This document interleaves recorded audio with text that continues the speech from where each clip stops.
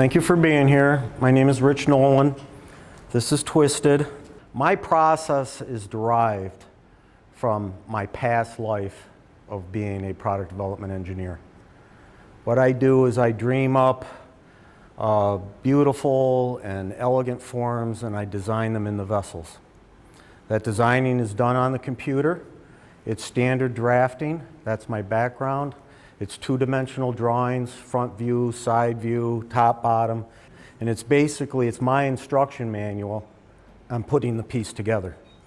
I then execute the build, and then that design is put away, and it's not used again. This piece has a couple of distinctions. One of them is this sat in my head longer than any other piece before I could commit to putting the design to paper. And that's because I couldn't figure out how to do the final assembly. This piece isn't put together by starting on one end and going around and finishing on the other end. It had to be done in sections. I knew how to do the half circle. I knew how to do the coils. I've built these before. And with a lot of thought, I figured out how to do the bottom, attuned to making sure everything is stress-free, where I have all my grain going in the same direction. So the vertical piece here is vertical grain intersecting with grain that's going in the same direction, stress-free. And the bottom, it's screwed into the bottom, so there's no glue. So again, it's allowed to move. The challenge was, doing it in sections, is I knew I needed to come up with a fixture or a method of suspending these two coils in the air, being able to bring the half circle underneath it, and then doing this joinery between the end of the coil and the end of the half circle. And if you look on the side here, it's a very smooth transition. Okay? If I turn it around, it's the identical transition. How this is built, it's built with rings. These are little octagons. I control the size of these by the length of each side. I use a belt sander to round off the outside. I use a drum sander to round off the inside. So what I'm left with is a 1/4-inch wall thickness on a ring. So this is 1/4-inch wall thickness, what you see up here all the way through the piece. And what you do is you successively down in the half circle, each ring, you cut a taper into it. And then you proceed to just build additional rings together. And that entire time, it's a process of refinement. It's belt sander, drum sanding, and hand sanding. That's the extent of my mechanized sanding. Now, to build a coil, what I realized is if you add another component, and that you add a lateral or a radial twist, you can build out in the Z direction. But the problem I had is I couldn't do that on the computer in two-dimensional, and I didn't know what the parameters were going to be. What size taper and what size of an angular offset. And the only way I could do that was with solid models. And that was, again, just done on the computer. It's something I never have to do, but I know how to do solid models. There's no 3D printing or anything involved. It's just constructing these pieces on the computer, and you get all different kinds of shapes. But I wanted to make sure I had a shape of a diameter and a length that was going to fit into my concept. And so I finally settled on 2 parameters. I can't remember what the taper was, but I remember the angular offset was 10 degrees. So remember that. That's an important number. Remember that. The next thing I accomplished on this piece is what I'm most proud of. It goes basically unnoticed, but it does the most to accentuate the lines on all this piece, and that is the brickwork. And what I mean by that is you'll see, it's hard to see from that distance, but you got a brick on here, and right underneath it you have a seam that falls right in the middle of that brick. And right underneath that you have a brick that's right in the middle of that seam. So you get all these broken vertical lines. And if you follow any one of these lines all the way around, all the way to the other side, it's unbroken. I didn't have to do that completely through the whole thing, but I tested myself to do it and I accomplished it.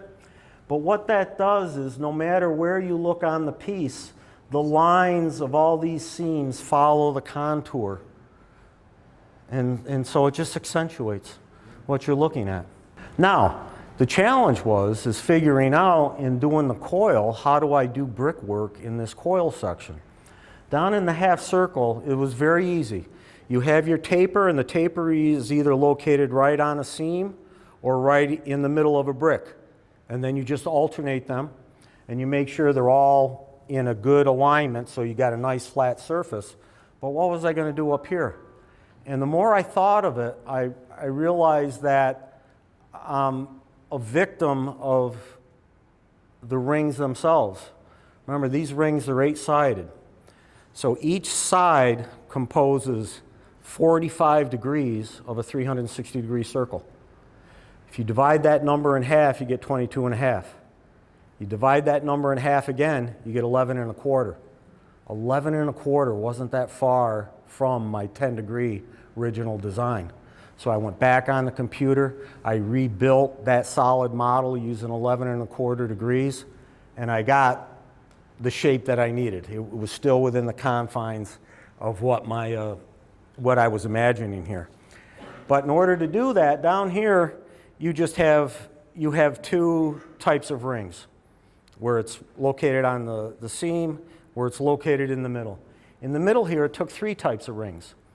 It was where the taper was cut right on the seam, where the taper was cut right in the middle of the brick, and a taper that was cut 1/4 of the way over. And so that was labeled number 2. So I had 1, 2, and 3. And the way they assembled was 1, 2, 3, 2, 1, 2, 3, 2, 1. And with every second one, I had to reverse it to get my 3/4 to get to the other side. Now, it was so stressful building these for this reason. I had to make sure everything was labeled properly. I had to have the tapers knowing where they were. I had to have the sequence of the assembly. I had to make sure I was always rotating in the same direction. I had to make sure every other ring or every other number 2 was reversed.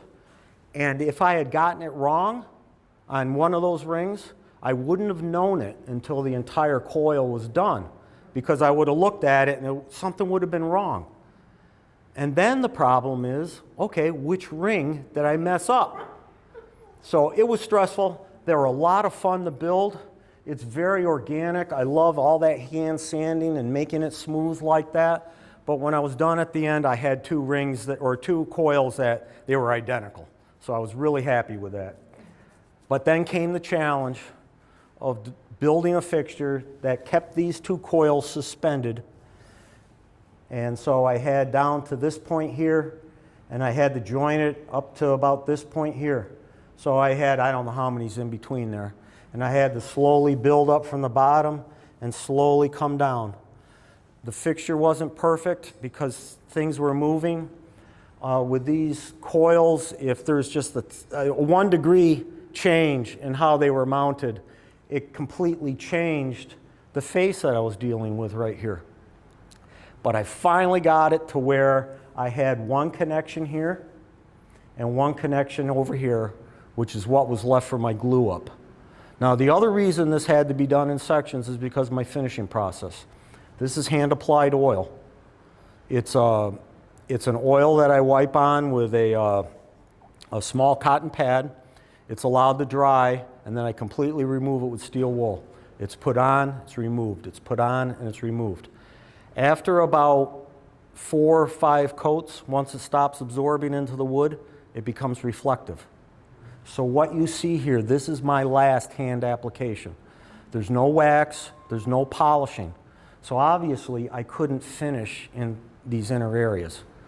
So once I got to the point where I had only 2 pieces to glue up, I went and I put the finish on all of it, and then, insult to injury, I put it all back together into my fixture, and I got everything lined up, and I had big gaps on either side. And wood moves a lot. It moves a lot through humidity. It moves a lot when you put finish on it.